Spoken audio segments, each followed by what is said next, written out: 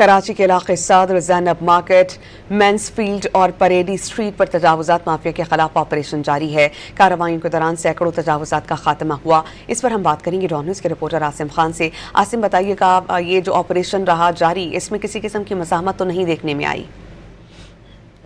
جی ہاں، کراچی میں assistant commissioner اعظم باغ حازم منگوار کو اب ایڈیشنل چارج صدر کا بھی دیا گیا ہے، تو اس کے بعد تجاوزات مافیا کی ایک متوقع شامت آ گئی ہے۔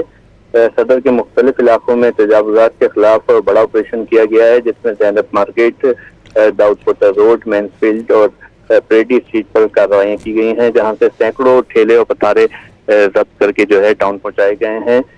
آپریشن انچارج شاہنواز خان اور ایم سی عمار خان کی قیادت میں کیا گیا، جبکہ حازم منگوار کا کہنا ہے کہ کسی قسم کی کوئی تجاوزات برداشت نہیں کی جائے گی۔ اور ہم نے دیکھا تھا کہ جب صدر ٹاؤن کا ان کے پاس چارج تھا، جب بھی جو ہے ایک بڑے آپریشن کیے گئے صدر میں، اور اب ایڈیشنل چارج ملتے ہی صدر میں روزانہ کی بنیاد پر ان کا کہنا ہے کہ یہ آپریشن جاری رہیں گے۔